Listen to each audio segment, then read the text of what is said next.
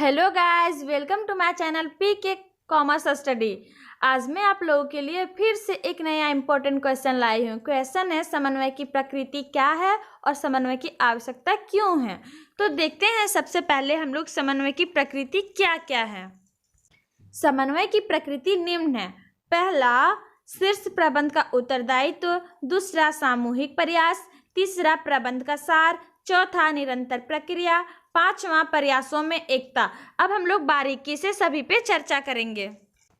पहला, शीर्ष प्रबंध का उत्तरदायित्व। समन्वय की स्थापना करना शीर्ष प्रबंध का मूलभूत उत्तरदायित्व है तथा उसके नेतृत्व संबंधी कार्य का अंग है जिसकी वह अवहेलना नहीं कर सकता है। उपक्रम के विभिन्न कार्यों में एकता स्थापित करने का कार्य समन्वय द्वारा होता है जो कि उच्च प्रबंध द्वारा पूरा किया जाता है। समन्वय की दूसरी प्रकृति, सामूहिक प्रयास। इस संबंध में यह स्पष्ट कर देना आवश्यक प्रतीत होता है कि समन्वय व्यक्तियों के सामूहिक प्रयासों के लिए, व्यक्तिगत प्रयासों के लिए नहीं है। दूसरे शब्दों में, जब अनेक व्यक्ति एक साथ मिलकर कार्य करते हैं। तीसरी प्रकृति, प्रबंध का सार। समन्वय प्रबंध का कोई पृथक कार्य नहीं है अपितु सभी कार्यों का सार है। संस्था के विभिन्न विभागों में तथा कार्यरत विभिन्न व्यक्तियों की क्रियाओं में एकरूपता लाने एवं पूर्व निर्धारित लक्ष्यों को प्राप्त करने के लिए समन्वय आवश्यक है। इस प्रकार समन्वय प्रबंध के सभी कार्यों से जुड़ा हुआ है। समन्वय की चौथी प्रकृति, निरंतर प्रक्रिया। समन्वय केवल एक प्रक्रिया मात्र ही नहीं है अपितु यह निरंतर जारी रहने वाली या गतिशील प्रक्रिया है। जब तक सामूहिक प्रयास जारी रहते हैं तब तक समन्वय की आवश्यकता बनी रहती है। इसके अतिरिक्त उपक्रम की क्रियाओं में आंतरिक व बाह्य घटकों के कारण निरंतर परिवर्तन होता रहता है तथा इन परिवर्तनों के आधार पर समन्वय प्रक्रिया में भी आवश्यक परिवर्तन, संशोधन व समायोजन करने की निरंतर आवश्यकता बनी रहती है। अतः यह कहा जा सकता है समन्वय निरंतर जारी रहने वाली प्रक्रिया है। पांचवा, प्रयासों में एकता। प्रयासों की एकता से आशय प्रबंधक द्वारा विभिन्न व्यक्तियों के पृथक पृथक प्रयत्नों को इस प्रकार व्यवस्थित करने से है कि वे सभी मिलकर एक और एवं मस्तिष्क के रूप में कार्य करें। इसके लिए कुल प्रबंधकीय नेतृत्व की आवश्यकता होगी। उसी के माध्यम से उपक्रमों प्रयासों में एकता स्थापित की जा सकती है। अब हम लोग देखेंगे समन्वय की आवश्यकताएं। पहला, आदेशों एवं निर्देशों की एकता। आदेशों एवं निर्देशों की एकता प्रबंध का एक महत्वपूर्ण सिद्धांत है, किंतु इस सिद्धांत का पालन तभी किया जा सकता है जब उपक्रम के प्रत्येक स्तर पर अधिकारों एवं उत्तरदायित्वों की स्पष्ट व्याख्या कर दी जाती है जिसके प्रत्येक व्यक्ति को आदेश एवं निर्देश एक ही अधिकारी से प्राप्त है। ऐसा करने से आदेशों एवं निर्देशों तथा प्रयासों का दोहरापन समाप्त होता है। दूसरी आवश्यकता, विविधता में एकता। एक संस्था में विभिन्न जाति, धर्म, प्रदेश तथा भाषा बोलने वाले एवं विचारधारा बोले वाले व्यक्ति विभिन्न किस्म के कार्यों का निष्पादन करते हैं। यद्यपि उनका लक्ष्य समान होता है, इन सभी के कार्य करने का तरीका एवं मस्तिष्क अलग अलग होता है।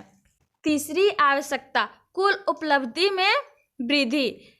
यदि यह मान भी लिया जाए कि एक समूह में पर्याप्त समानता है और उसके सदस्य लक्ष्य प्राप्ति के लिए भरसक प्रयत्न करते हैं, किंतु फिर भी सामूहिक प्रयत्नों के उद्देश्यों से समन्वय की नितांत आवश्यकता होती है। हमारी संपत्ति में सामूहिक प्रयत्नों की उपलब्धियां व्यक्तिगत समूहों की उपलब्धियों से कहीं अधिक होगी।